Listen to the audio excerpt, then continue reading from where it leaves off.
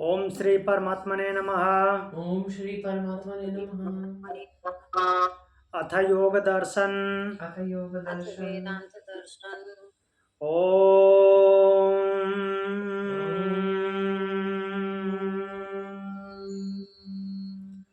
योगेन चित्तस्य पदेन वाचां योगेन चित्तस्य पदेन वाचा मलं शरीरस्य च वैद्यकेन मलं शरीरस्य च वैद्यकेन योपाकरोत्तं प्रवरं मुनीनां योपाकरोत्तं प्रवरं मुनीनां पतञ्जलिं प्राञ्जलिरानतोऽस्मि।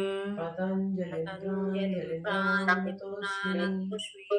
ओम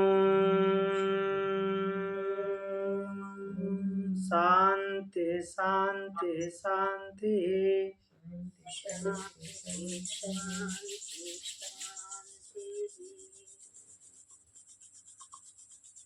हमने कल समाधि पाद का पूरी तरह से रिवीजन कर लिया।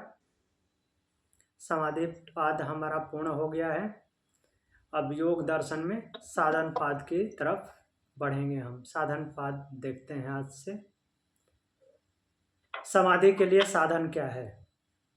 समाधि के बारे में महर्षि पतंजलि ने बता दिया। चित्त को शांत करने के उपाय बताए, स्थिर करने के उपाय बताए, स्वच्छ करने के उपाय बताए और समाधि का एक हायर लेवल का साधन भी बताया था, अभ्यास वैराग्य। और उसके आगे बढ़ते हुए उन्होंने संप्रज्ञात समाधि और उसके भी जो भेद हैं, सवितर्क निर्वितर्क, सविचार निर्विचार, ये सब बताए। ऋतंभरा प्रज्ञा, फिर उसके बाद निर्बीज समाधि, ये सब हम सब कुछ देख चुके हैं। अब देखते हैं साधन क्या है समाधि के। पहला सूत्र है साधन पाद का, तपा स्वाध्यायेश्वर प्रणिधानानि क्रिया योग। क्या बोल रहे हैं महर्षि? तप, स्वाध्याय, ईश्वर प्रणिधान, ये तीनों क्या हैं? क्रिया योग हैं। ये तीनों को मिला के जो होता है उसको बोलते हैं क्रिया योग। तप, स्वाध्याय, ईश्वर प्रणिधान। तप क्या होता है?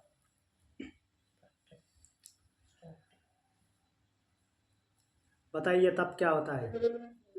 हाँ, द्वंद्व सहन करना, द्वंद्वों में सम रहना। हाँ, द्वंद्वों को सहन करना। सुख दुख, लाभ हानि, जय पराजय, इस तरह की जितने भी द्वंद्व हैं उन सब में समावस्था में रहना। ये प्रभावित न करें तो समझिए कि आप तपस्वी हैं।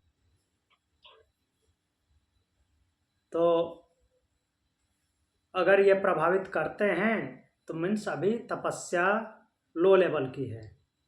जितना ज़्यादा प्रभावित करते हैं उतनी ज़्यादा लो लेवल की तपस्या है। जितना आगे बढ़ते जाएंगे तप में उतने द्वंद्व कम परेशान करेंगे।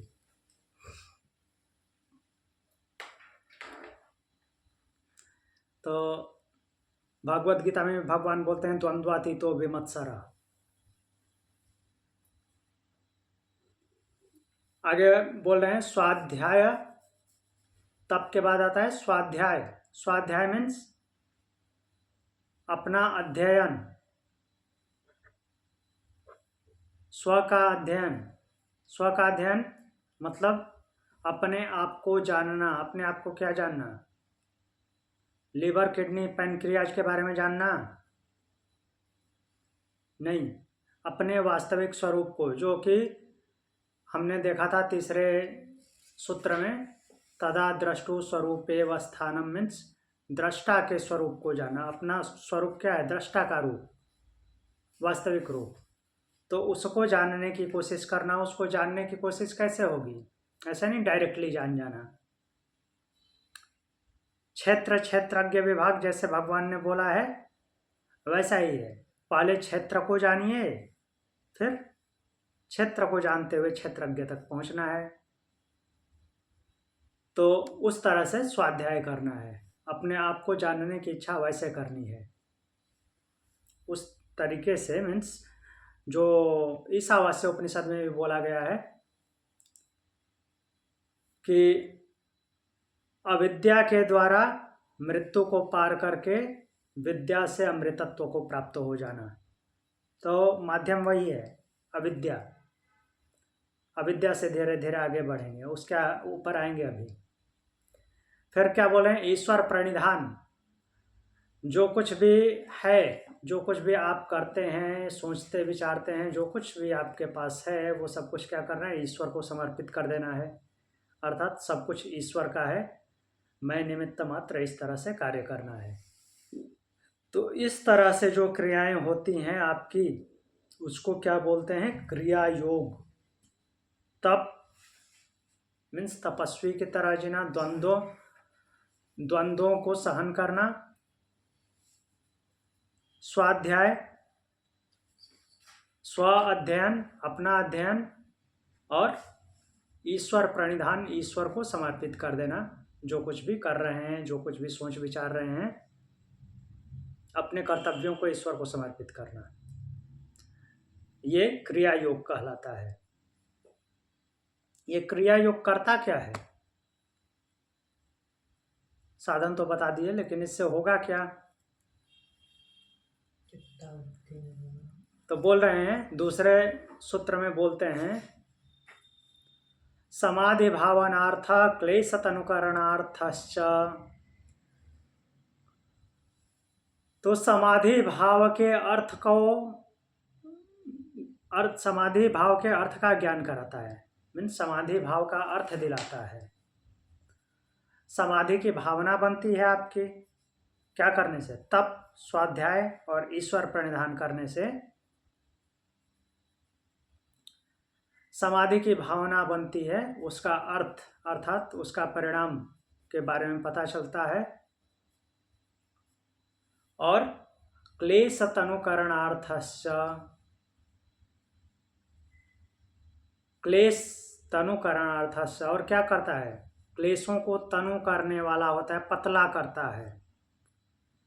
क्लेश चाशनी बने हुए हैं, उसको पानी की तरह बनाता है,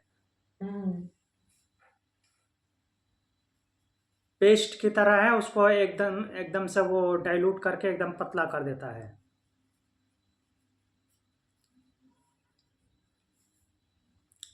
माता जी क्रिया योग के पाठ बताइए, कौन कौन से हैं क्रिया योग, क्रिया योग में क्या क्या आते हैं।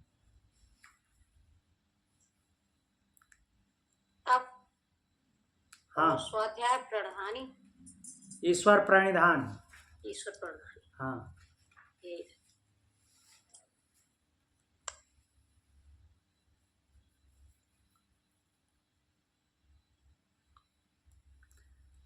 तो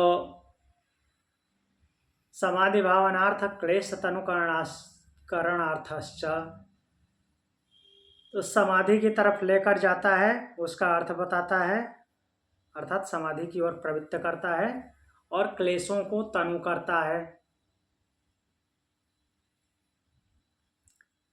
ठीक है, क्लेश का नाम ले लिए, क्लेश को तनु करता है। क्लेश नया शब्द आया यहाँ पे, पीछे आया था, पहले समाधि पाद में भी आया था, बट यहाँ पे क्लेश सूत्र में आया है। तो अब बोल रहे हैं क्लेश वहाँ पे भी ईश्वर के व्याख्यान में आया था, ईश्वर को जब डिफाइन करना था तो आया था, क्लेश कर्म विपाका शयरा अपरामृष्ट पुरुष विशेष ईश्वर। अब यहाँ पे क्लेश आ रहा है, तो यहाँ पे क्लेश को एक्सप्लेन करेंगे, क्लेश क्या है। तो बताते हैं, अविद्या अस्मिता राग द्वेषाभिनिवेशा क्लेशा। अविद्या, अस्मिता, राग, द्वेष, अभिनिवेश, ये जो 5 हैं, ये 5 क्लेश हैं।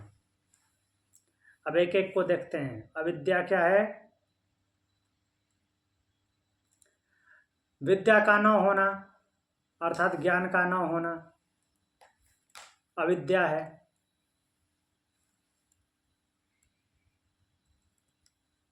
अविद्या, अस्मिता। अस्मिता किसे बोलते हैं? जहाँ पे दृष्टा और दृश्य का भेद ना पता चले उसको अस्मिता बोलते हैं। मीन्स जो जीवात्मा है वो अपने लेवल को उठा तो दिया है ऊपर, लेकिन अभी उसकी बुद्धि इतनी प्योरीफाई नहीं हुई है जो कि दृष्टा की अलग से पहचान कर सके। मीन्स पुरुष और प्रकृति दोनों में भेद नहीं कर पा रहा है, तो उस स्थिति को अस्मिता बोलते हैं। राग किसे बोलते हैं?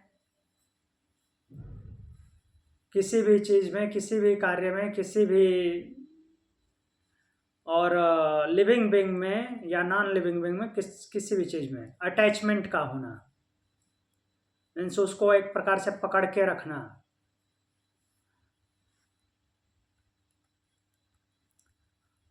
उसमें लिप्त रहना।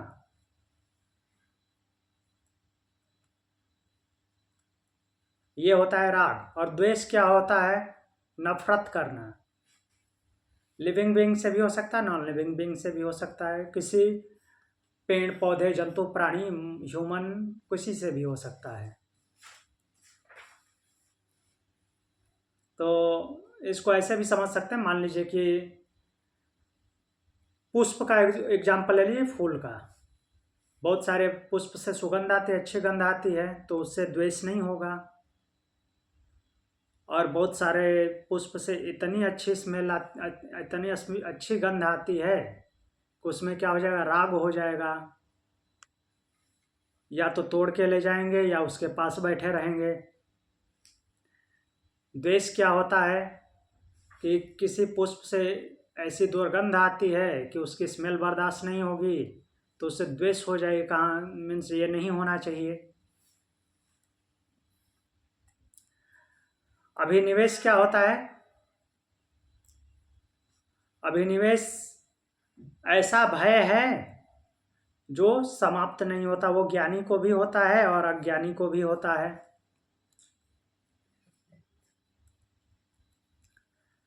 जैसे इसका एग्जाम्पल दिया जाता है मृत्यु का भय, फियर ऑफ डेथ।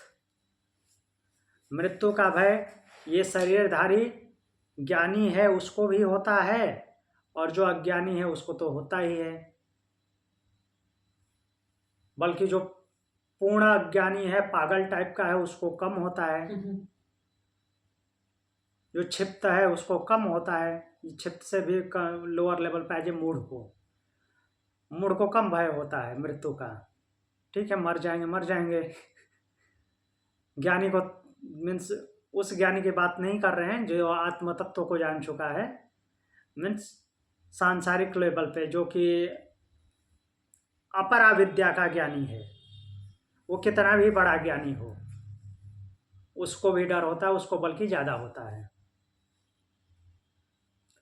तो अभिनिवेश वो भय है जो सबको होता है।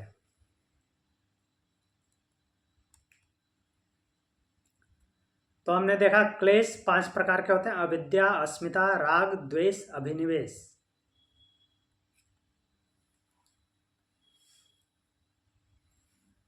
अब इससे आगे बढ़ते हैं, चौथे सूत्र पे चलते हैं। अब इनमें से एक एक को देखेंगे क्या है। पहले अविद्या को देखेंगे।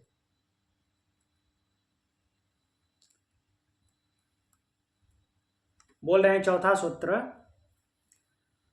अविद्या क्षेत्रम उत्तरेषाम प्रसुप्त तनुविच्छिन्नोदाराणाम। अविद्या क्षेत्रम उत्तरेषाम। अविद्या क्या है? क्षेत्र है।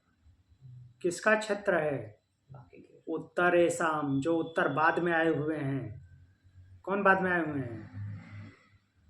अस्मिता, राग, द्वेष, अभिनिवेश, इन चारों का क्षेत्र है। चारों को जमीन देता है। आओ आओ इधर रहो, मेरे पास जगह है।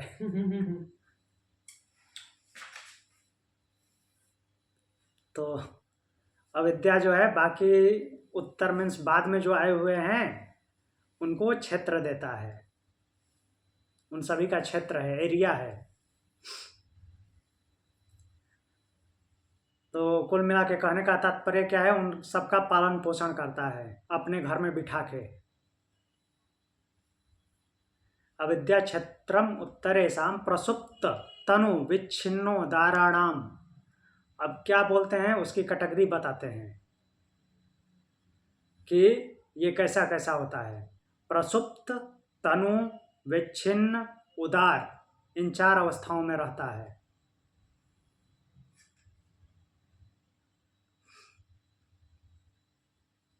अविद्या क्षेत्रम उत्तरेषां प्रसुप्त तनु विच्छिन्न उदाराणाम। तो प्रसुप्त, तनु, विच्छिन्न और उदार, ये अवस्थाएं देखेंगे। ये अवस्थाएं क्या होती हैं? प्रसुप्त मीन्स जो सोई हुई अवस्था है। जैसे हम सुसुप्ति पढ़ते हैं ना, तो वैसे ही प्रसुप्त है, अच्छी तरह भी सोए हुए हैं, परेशान नहीं करेंगे।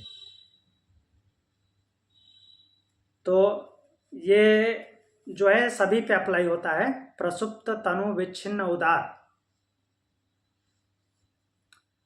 ये जितने भी क्लेश हैं सब पे अप्लाई होगा।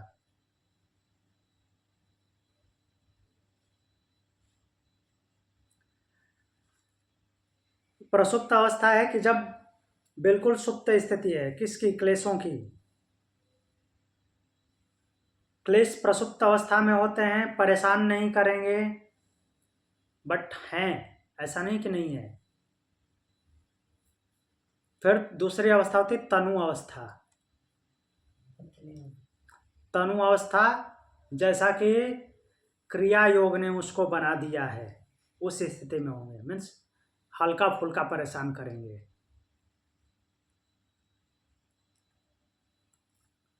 और उसके आगे आता है, तो तनु अवस्था में जब रहेंगे तो आप पे अधिकार नहीं जमा सकते, कंट्रोल नहीं कर सकते आपको, लेकिन वो परेशान करेंगे। और तीसरी अवस्था क्या है उसकी? विच्छिन्न अवस्था, क्लेशों की विच्छिन्न अवस्था। तो विच्छिन्न अवस्था में क्या होता है? एक प्रबल होगा, दूसरा दबेगा, एक दबेगा, दूसरा प्रबल होगा, ऐसे होगा। इन 5 में कोई ना कोई एक आपको परेशान करता रहेगा।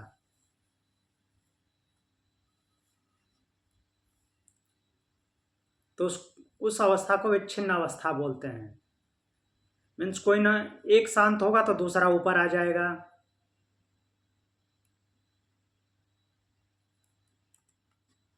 फिर आता है उदार अवस्था। उदार अवस्था में क्या होगा? सारे के सारे आपको परेशान किए रहेंगे, सभी क्लेश जो है एकदम से जागृत अवस्था में रहेंगे।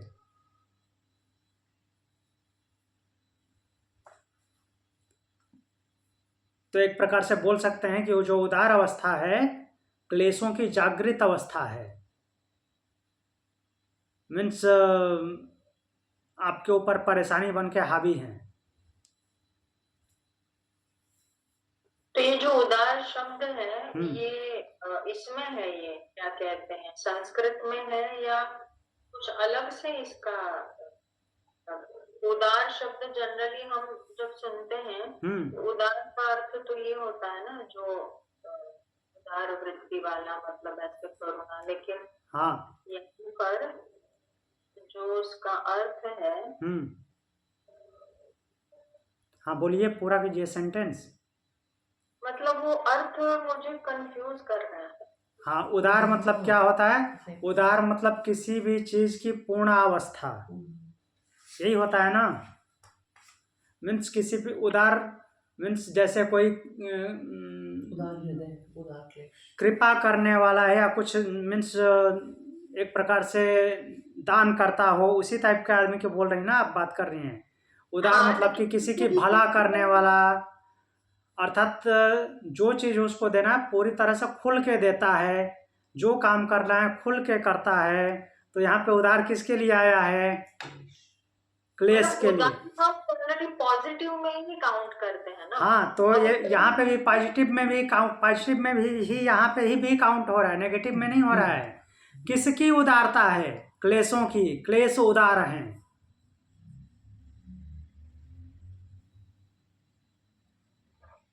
क्लेशों के लिए आया है ना शब्द। क्लेश अपनी उदारता में है, अर्थात पूरी तरह से एक्टिव है, पूरे एक्शन में है। उदारता उसी को बोलते हैं जिस फील्ड में जो काम चल रहा है वो पूरी तरह से उदारता में, ओपन बुक की तरह खुले में सबको पता चल रहा है कि हाँ ये ऐसे हैं। तो यहाँ पे उदार शब्द आया है क्लेशों के लिए।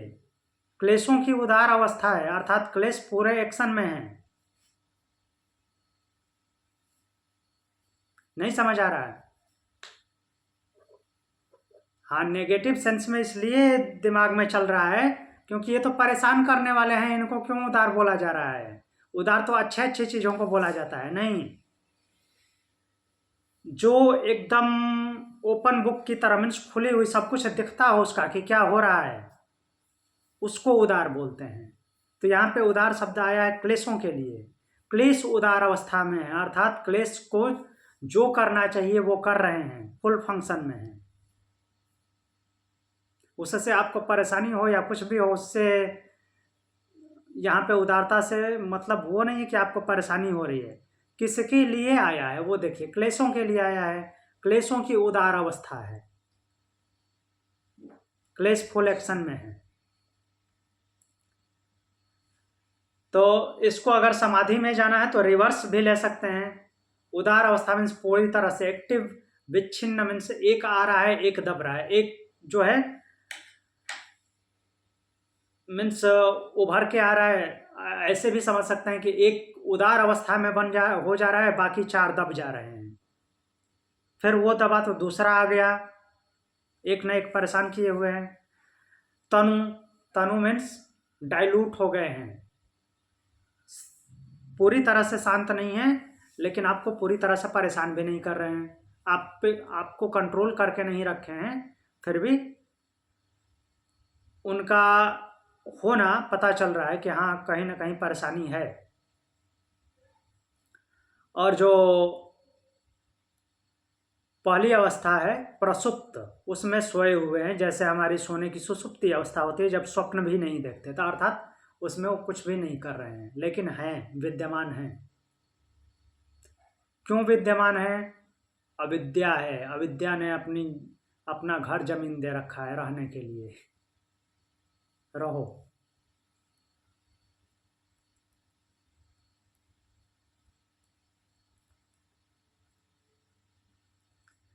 तो आप आगे बढ़ें। आगे बोलते हैं अनित्या शुचि दुखानात्मसो नित्य शुचि सुखात्म ख्यातिरा विद्या। तो लास्ट में विच्छेद हुआ है तो अविद्या बनेगा।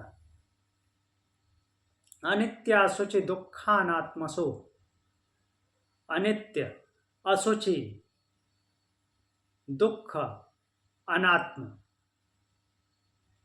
ये चार चीजें हैं। फर्स्ट जो पहला कंबाइंड वर्ड है उसमें चार चीजें, चार वर्ड हैं, अनित्य, अशुचि, दुख, अनात्म। सेकेंड वर्ड क्या है देखिए, नित्य, शुचि, सुख, आत्म, ख्याति, अविद्या। ख्याति शब्द किसके लिए आता है? किसी चीज की पराकाष्ठा, या इस तरह से समझे कि ज्ञान होना, जानकारी मिलना, उसके लिए ख्याति आता है। तो यहाँ पे बोलने का तात्पर्य है महर्षि का कि अनित्य, अशुचि, दुख, अनात्म, जो कि अनित्य है।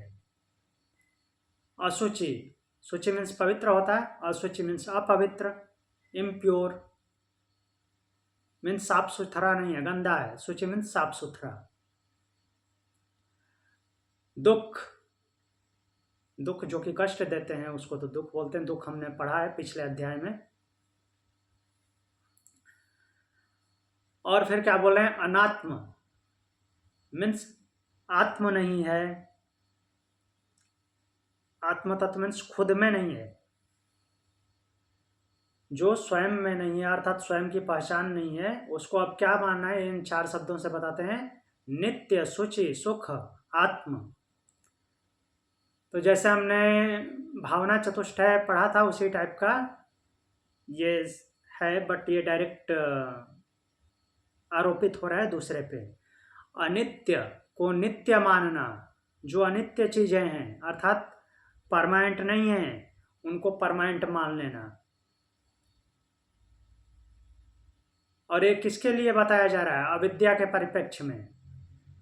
अविद्या होती है जब अर्थात अज्ञान होता है तो क्या क्या हमको प्रतीत होता है, जो चीजें नित्य नहीं है उसको नित्य मानते हैं, परमानेंट है। यहाँ पे कुछ भी परमानेंट नहीं है, प्रकृति में भी कुछ भी परमानेंट नहीं है।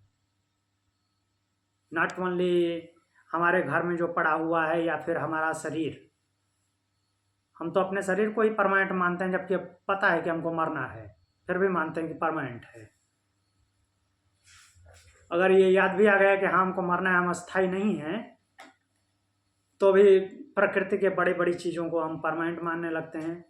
पृथ्वी अस्थाई है, पृथ्वी भी अस्थाई नहीं है, हमको पता है, इसका पता चल गया है, इसका भी अंत होना है। अंत इन द सेंस वैसे नहीं होता है, मीन्स जिस फॉर्म में है उसमें नहीं रहेगा, ये भी फॉर्म चेंज होगा, नित्यता नहीं है। तो अनित्य को नित्य मानते हैं, अशुचि जो अशुद्ध चीजें हैं, अपवित्र हैं, उसको शुचि शुद्ध मानते हैं। अब इसको कैसे समझें, कौन सी शुद्ध है कौन सी अशुद्ध है, ये हम कैसे डिसाइड कर सकते हैं।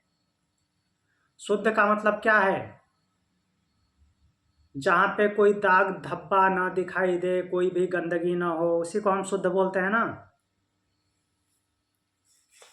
तो ऐसा है प्रकृति में कुछ, जहाँ पे कुछ दाग धब्बा ना दिखाई दे। क्या सफेद चीज है या साबुन से धो दिया तो शुद्ध हो गया? नहीं,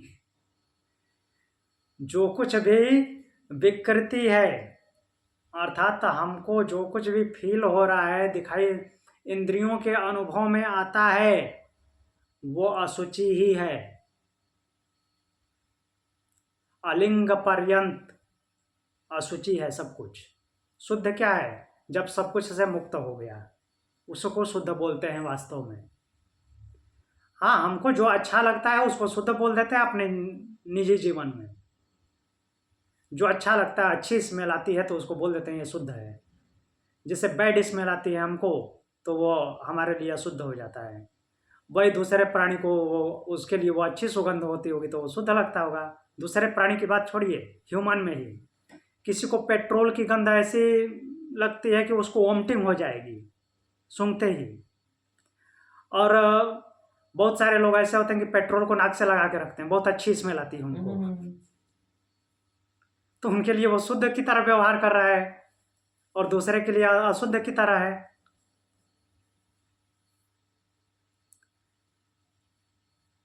तो वही बोल रहे हैं, असेंबल होना ये अशुचि है।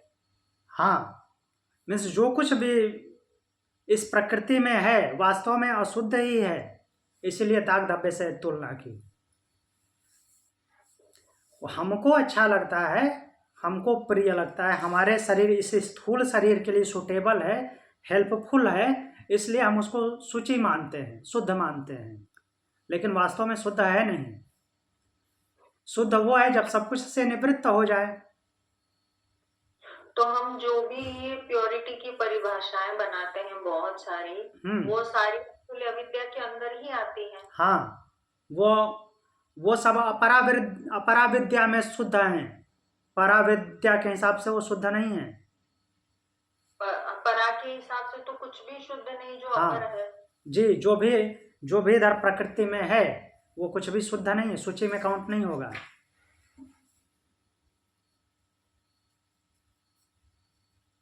क्योंकि सब कुछ किसी न किसी इसीलिए तो उसका नाम विकृति है, उत्पन्न हुआ है, विकृत है, विकृत हुआ है, अपने ओरिजिनल स्टेट में नहीं है। ओरिजिनल स्टेट में होता तो दिखाई नहीं देता, दिखाई दे रहा है मीन्स ओरिजिनल स्टेट में नहीं है। यहाँ तक कि 5 महाभूत जो हैं उनकी सूक्ष्मावस्था हमको फील नहीं हो सकती, दिखाई नहीं दे सकते। वो पांचों महाभूत का आपस में पांचों का पांचों मिश्रित रूप में है, तभी वो दिखाई देते हैं। जिसकी प्रधानता है उसको हम वो महाभूत नाम से संज्ञा आरोपित कर देते हैं उस पर। जल की अधिकता है तो जल बोल देते हैं, लेकिन उस जल के साथ पांच और चारों महाभूत साथ साथ हैं, इसलिए दिखाई देता है। अग्नि भी दिखाई देती है, उसमें केवल अग्नि नहीं है, बाकी भी चारों महाभूत हैं उसके साथ। तो विकृति है ना, और जो विकृत है वो सूची कैसे हो सकता है? वो हमारे स्थूल जीवन में, स्थूल रूप में, जो हमारे स्थूल शरीर के लिए सपोर्टिव है, अच्छा कार्य करता है, अच्छा हमको इंद्रियों के द्वारा अच्छा लगता है सूंघने में, देखने में, सुनने में, तो उसको हम सूची बोलते हैं। लेकिन वास्तव में सूची नहीं है, पवित्र नहीं है, शुद्ध नहीं है। तो वो किसकी वजह से हो रहा है? अविद्या की वजह से। जब विद्या हो जाए, अविद्या और विद्या का हम डिफरेंस अच्छी तरह से जानते हैं। विद्या कौन है? परब्रह्म, परमात्मा। मीन्स उस लेवल पे विद्या होती है जहाँ पे गुणों की समावस्था हो जाती है, उससे नीचे कोई विद्या उद्या नहीं होती। कितने भी ज्ञानी बन जाइए, वो अविद्या में काउंट होता है, कहीं ना कहीं अविद्या है। तो अनित्य को नित्य मान लेना, सूची जो अशुचि है अर्थात अपवित्र है उसको पवित्र मानना, दुख है उसको सुख मानना।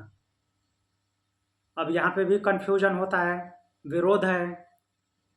सर एक मिनट, जिसकी जो पराविद्या में स्थिर हो गया, ठीक है, स्टेबल हो गया जी, उसको विश्व कैसा दिखता है?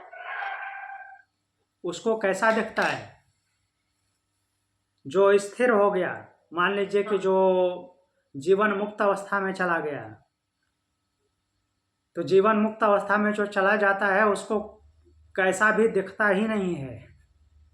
वो कैसा भी दिखना शब्द अप्लाई नहीं होता, क्योंकि वो आनंद की स्थिति में चला गया है, आनंद भुक है वो।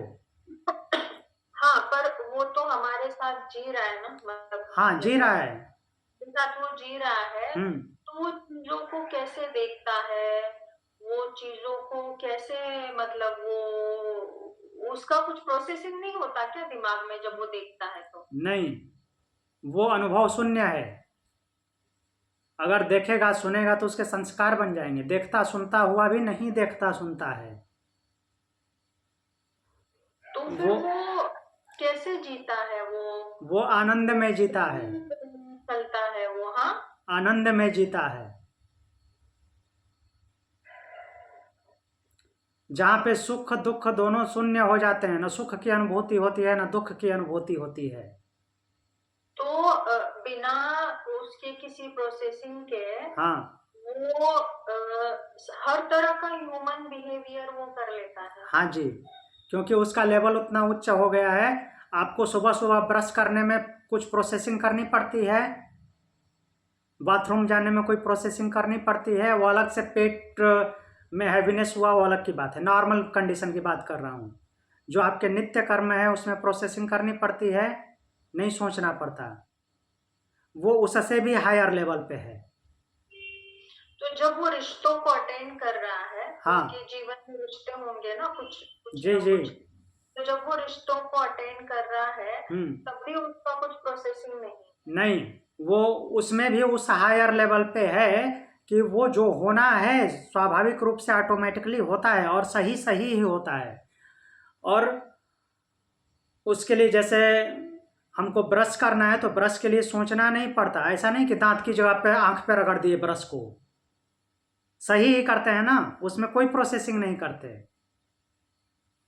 वैसे ही उसकी सभी कामों में वो वैसा ही बर्ताव करता है, एकदम एक्यूरेट वो बिहेवियर का होता है। हाँ, और फिर उसके बाद न उसको करने के लिए सोचता है न करने के बाद सोचता है। तो भगवान श्री कृष्ण क्या उसी स्टेट में जीते हैं? तो वो तो उनकी अवस्था है, उसको हम डिफाइन नहीं कर सकते, बस बट जो कंडीशन अप्लाई होती है भगवत गीता के हिसाब से, उसको बोल सकते हैं कि हाँ उसी स्टेट में जीते हैं।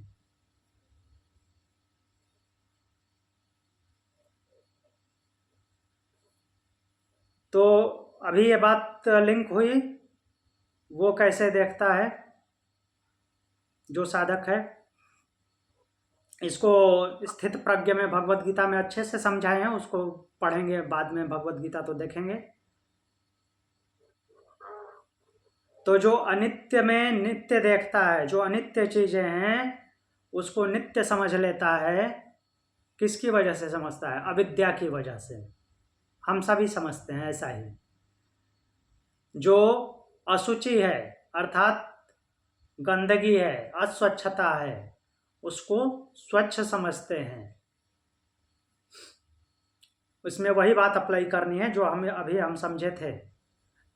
ऐसा नहीं कि ऐसे कैसे जो शुद्ध दिखाई देगा उसको ही शुद्ध मानेंगे, अशुद्ध उसको कैसे मानेंगे। नहीं, ऐसा नहीं है।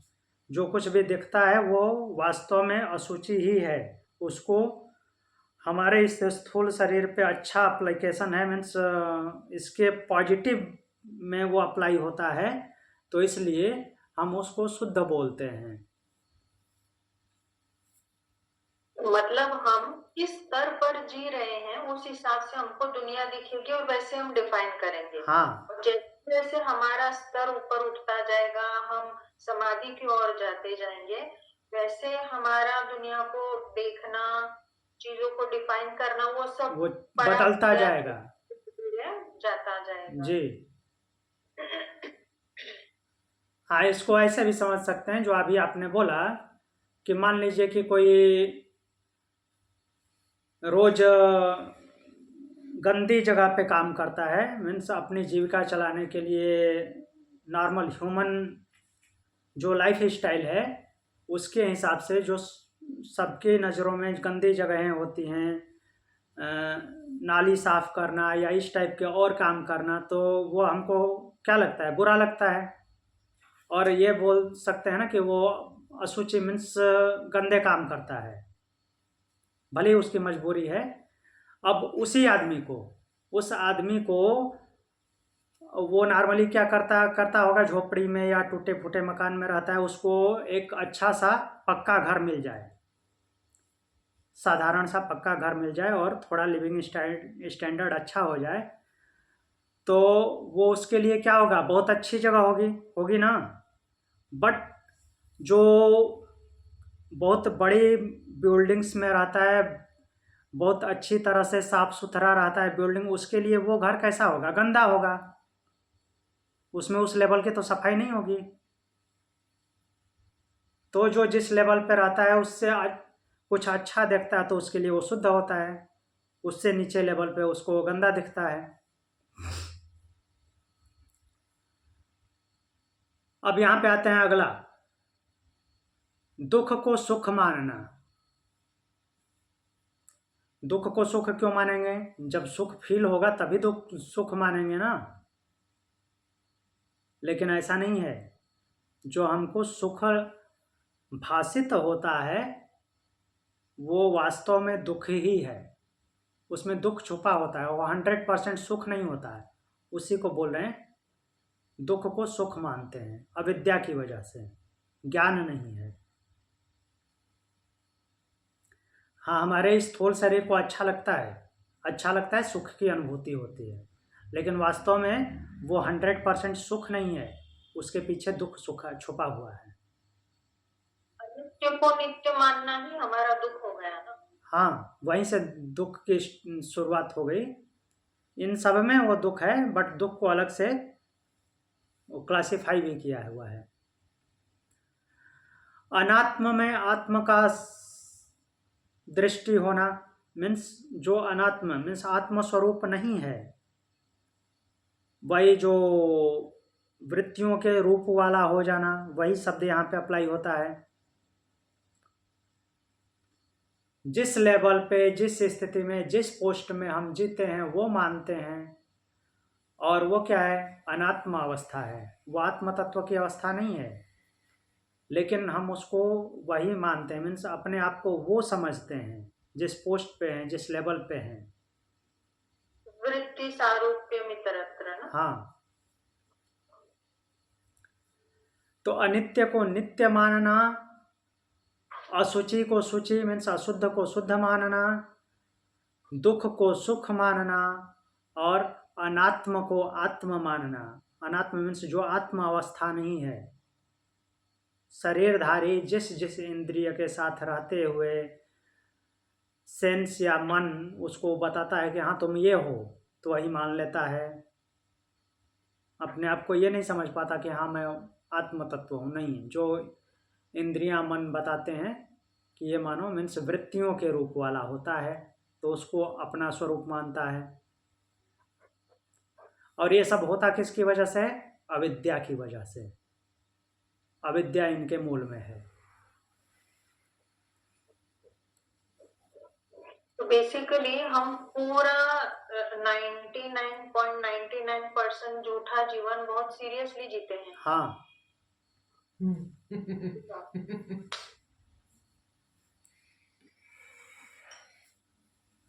तो एक और सूत्र देख लेते हैं, 6ठा नंबर। अच्छा, 99%। हाँ, 99.99% हम भ्रम में ही जी रहे हैं। मीन्स जो झूठ है उसी को सत्य मान लिए हैं। सीरियसली। हाँ, सीरियस होकर के।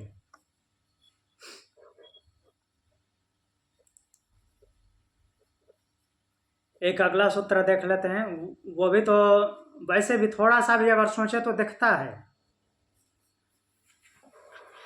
क्या दिखता है? हम जिंदगी तो चारवाक की जीते हैं और जैसे ही चारवाक का नाम आता है चारवाक को कोसते हैं।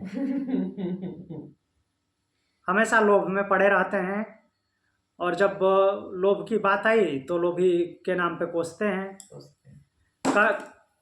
कर्म कांड में जीते हैं, अर्थात मीमांसा के हिसाब से जीते हैं, पूर्व मीमांसा के हिसाब से। और गुणगान किसका करते हैं? वेदांत का।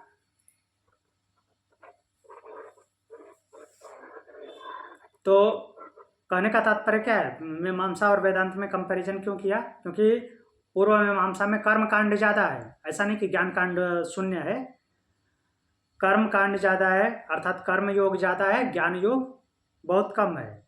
वेदांत में क्या है? ज्ञान योग ज़्यादा है, कर्म योग कम है, दोनों है।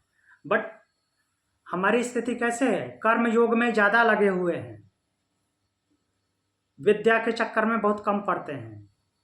लेकिन जब कहीं बात होती है तो हम बड़ाई किसकी करते हैं? ज्ञान योग की। कर्मों में लिप्त मत रहो, ऐसा बोलते हैं। वैसे ही है। मैंने ओशो का सुना था सर। किसका? चारवाकों का। ओशो। हाँ। चारवाकों का कोई संगठन या ऐसा क्यों नहीं है? तो उन्होंने कहा एक्चुअली पूरे विश्व में मैक्सिमम चारवाक है, तो संगठन की आवश्यकता नहीं है। मतलब हाँ जी, मैक्सिमम पीपल चारवाक ही है ना, तो हाँ। उनको संगठन की आवश्यकता नहीं है। जो मिनिमम है उनको अपना संजो के रखना पड़ता है जी।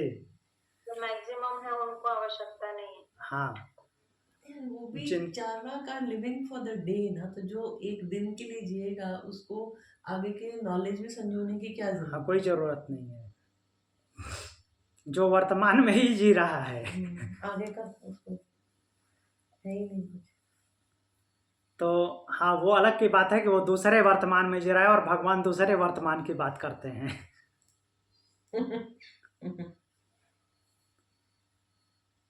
तो एक सूत्र और देखेंगे, उसके बाद रिवीजन कर लेंगे। 6ठा सूत्र बोल रहे हैं, दृग् दर्शन शक्तयोर एकात्मते वास्मिता। जो अस्मिता के लिए बार बार पिछले अध्याय से ही, समाधि पाद से ही मैं बार बार बोलता आ रहा हूँ, वो यहाँ पे व्याख्या किया हुआ है। दृग् दर्शन शक्त्योर एकात्मते वास्मिता। दृक् शक्ति और दर्शन शक्ति, शक्तियों जो आया दोनों के लिए आया, दृक् के लिए भी दर्शन के लिए भी। दृक् शक्ति और दर्शन शक्ति, इन दोनों का एक आत्मा इव, एक रूप हो जाना, अलग अलग न डिफाइन हो पाना, क्या है? अस्मिता। इसको ही अस्मिता बोलते हैं। अब ये दृक् शक्ति क्या है और दर्शन शक्ति क्या है? दृक् शक्ति अर्थात देखने की जिसमें शक्ति है वो कौन है? आत्म तत्व। ऐसा ही है ना? दृष्टा, जिसके पास देखने की शक्ति है, तो दृक् शक्ति आत्मा। और दर्शन शक्ति, दर्शन शक्ति मीन्स जहां सब कुछ देखने के लिए ही है, दर्शन है, वो क्या है? प्रकृति। तो मीन्स पुरुष और प्रकृति में भेद न हो पाना। क्यों नहीं हो पाएगा? अविद्या ने क्षेत्र दे रखा है, ग्राम में रखा है। अविद्या साथ में लगी हुई है। अविद्या छोड़ती नहीं, अस्मिता को नहीं छोड़ी है कि अकेले रहो। तो अविद्या साथ में है, इसलिए ये अस्मिता नाम से जाना जाता है। क्या है इसका मीन्स मूल पहचान क्या है अस्मिता की? पुरुष और प्रकृति में भेद नहीं होने देता, उसी को अस्मिता बोलते हैं। दोनों को अलग अलग नहीं होने देता, अर्थात आत्मा को आत्मा नहीं बनने देता, जीवात्मा बना के रखता है। तो इस हिसाब से हमारी जो स्वतंत्रता है जी, जो भगवान ने हमको दी है, चॉइस करने की हमारी जो पावर है, चुनाव की शक्ति, उसको अस्मिता ने रोक रखा है। वो उसने लिमिट करके दी है। हाँ, और वो कह रहा है कि स्वतंत्र हो तुम। हाँ, लिमिट मतलब कि उसने प्रकृति में ऐसी तो हमारी स्वतंत्रता, हाँ, प्रकृति हमारी स्वतंत्रता थोपी हुई भी है, ऊपर से लिमिट करके भी रखी है। प्लस वो कहता है कि तुम पूरे स्वतंत्र हो। तो इट्स काइंड ऑफ ब्लफ। जी, तो प्रकृति में उसने ऐसी व्यवस्था कर रखी है ना। हाँ, इससे निकल के दिखाओगे तो स्वतंत्र हो जाओगे। ये चीजें आपको बांधने वाली हैं। तो ये जो अस्मिता है वो आत्मा को अलग देखने ही नहीं देती, वो बोलती है कि नहीं एक ही हो। दृक् शक्ति और दर्शन शक्ति, इन दोनों में भेद नहीं होने देती। इन दोनों को एक रूप में वो जानने में लेकर आती है कि आप ये हो, अलग नहीं हो। अर्थात ये क्या आता है? सूक्ष्म शरीर के रूप में हमको जन्माती है, पहचान कराती है, आत्मा को अलग से पहचान करने नहीं देती। तो इसको अस्मिता बोलते हैं, जहाँ पे दृक् शक्ति और दर्शन शक्ति में भेद न हो, एकात्मता के रूप में जानी जाए। हम अपने आप को शरीर के साथ जानते हैं, कोई अलग आत्मा है, भले ही पढ़ के ये जान लिए हैं, लेकिन अगर किसी को ऐसे छोड़ दिया जाए, फीड ना किया जाए दिमाग में कि नहीं वो आत्म तत्व अलग होता है, इन प्रकृति के तत्वों के साथ मिल करके वो जीवात्मा बना हुआ है, और दोनों के कॉम्बिनेशन से ये सब कुछ जानने में आता है, सोचने में आता है, विचार करने में आता है, जो कुछ हम जानते हैं। और दोनों अलग अलग हो जाए तो एक जड़ है, एक चेतन है। ऐसा है, न चेतन अकेले कुछ कर सकता है, न जड़ अकेले कुछ कर सकती है, बट दोनों साथ में होते हैं तो सब कुछ होता है। और उन दोनों को एक ही साथ जानने में ये रोक के रखते, मीन्स ये अलग अलग जानने ही नहीं देती, एक ही है। मीन्स दृक् शक्ति और दर्शन शक्ति दोनों अलग अलग नहीं है, वो एक ही एंटिटी है, एक ही पहचान है। ऐसा जो अनुभव कराए उसका नाम अस्मिता है।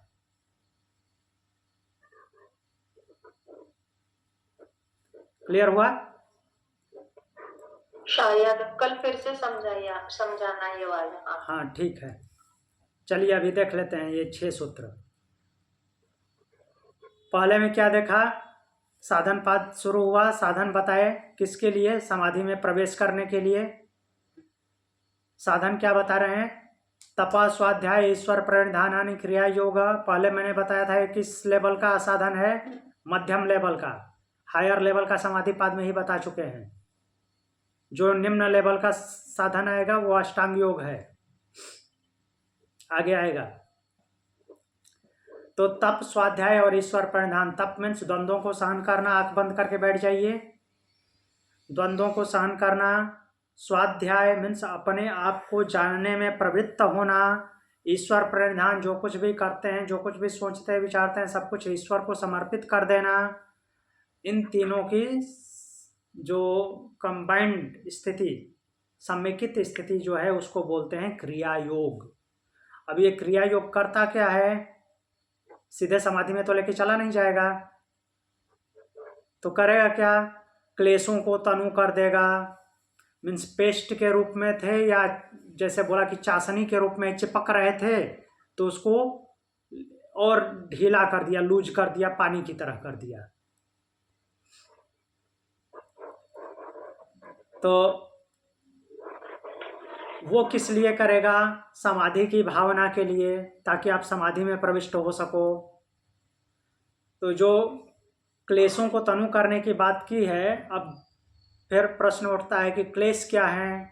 तो बताते हैं, अविद्या, अस्मिता, राग, द्वेषा, अभिनिवेशा, क्लेशा।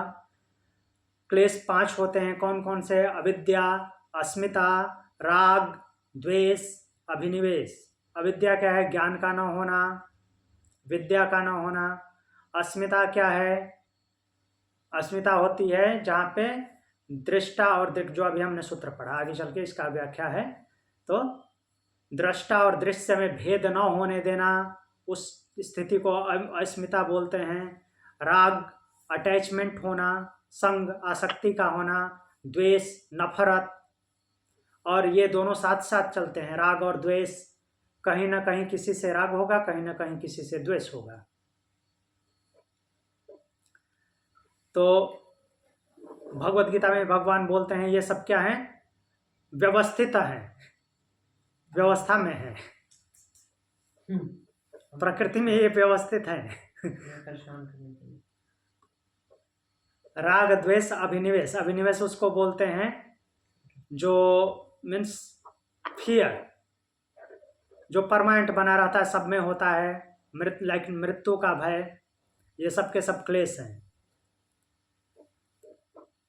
तब आगे बोलते हैं, अविद्या क्षेत्रम उत्तरेशाम प्रसुप्त तनु विच्छिन्नो दाराणाम। तो इन क्लेशों की 4 अवस्थाएं बताते हैं, और इनके लिए अविद्या जो है क्षेत्र देती है, जगह देती है, आओ मेरे घर पे रहो।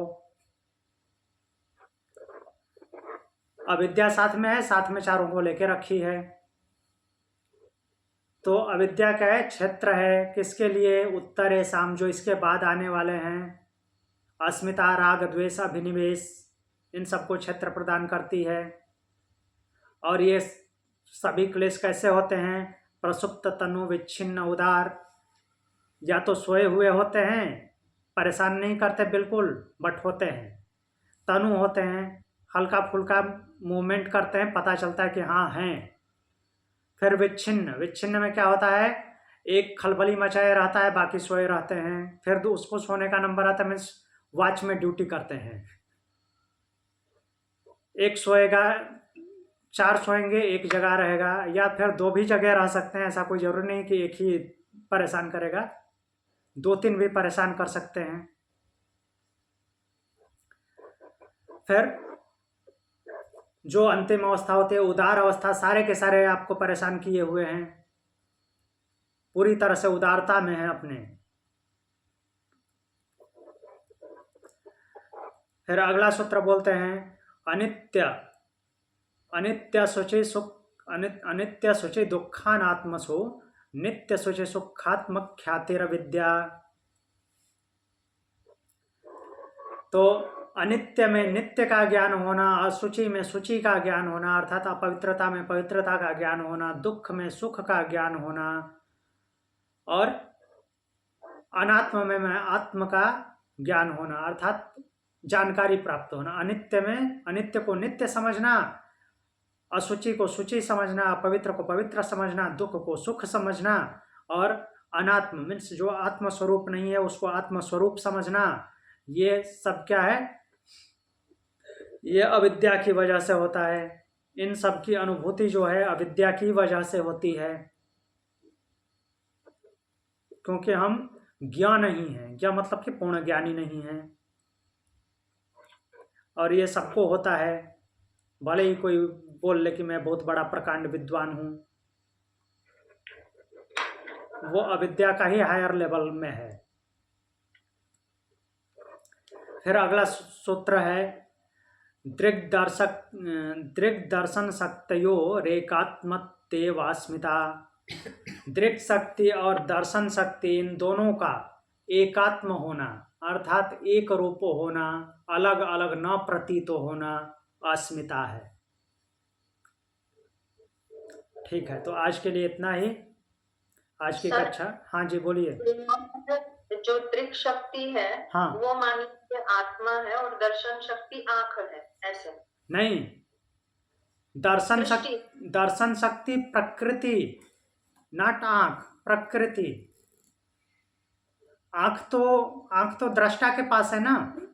मैं वो केन उपनिषद का मेरे दिमाग में आया अस्मिता का सुनकर, जिसमें कहा है ना कि जिसकी वजह से आंख देख सकती है लेकिन मतलब आंख उसको नहीं देख सकती।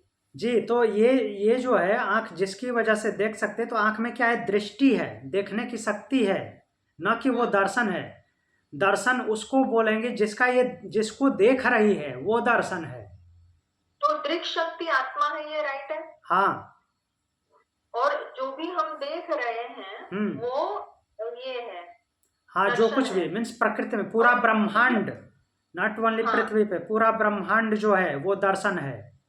और ये मात्र यंत्र है। हाँ, ये सिर्फ एक मशीन है जैसे। हाँ जी, ये इक्विपमेंट है, वो दृष्टा के देखने का माध्यम है। क्लियर हुआ? हाँ, लेकिन वो अस्मिता जो है वो दोनों को अलग फील नहीं होने देता। हाँ, अलग फील नहीं होने देता। तो यहाँ पे ये भी समझ सकते हैं। हाँ बोलिए। जबकि एक्चुअल में जो भी हम देखते हैं या करते हैं उन सब से आत्मा जो है वो अछूती ही है। हाँ जी, वास्तव में वो अछूती है, अलग है।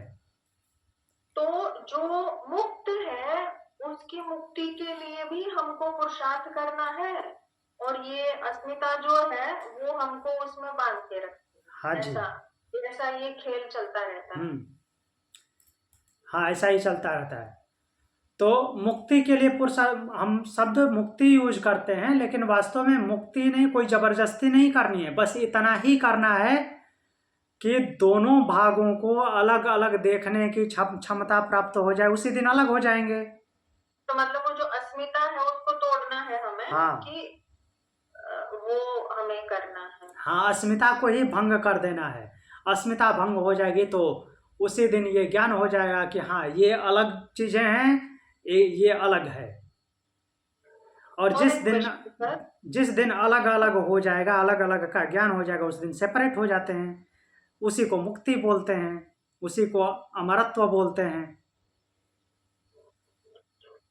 सर, धर्म जो है, धर्म भी अपर विद्या में ही आएगा। धर्म को डिफाइन धर्म तो एक्चुअली कर्तव्य है ना।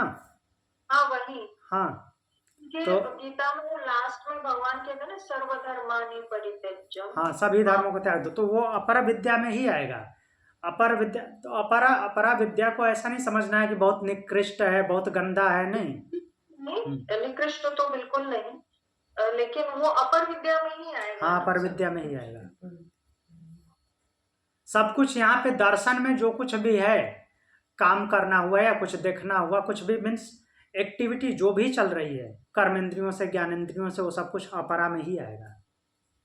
एक्चुअली पर और अपर विद्या का मतलब कहीं ना कहीं एसेंस ये है ना कि गुड और इविल का जो बैटल है वो छोड़कर चीजों को समझना है।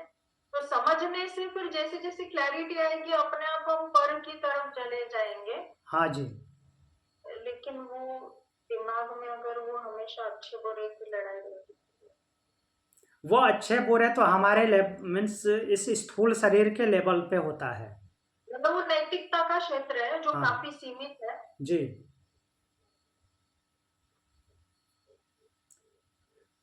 तो उसको हम उस तरह से देखते हैं, निकृष्ट और श्रेष्ठ, अपने लेवल पे देखते हैं, जबकि जिसको हम श्रेष्ठ बोलते हैं वो भी अपर विद्या में ही आता है।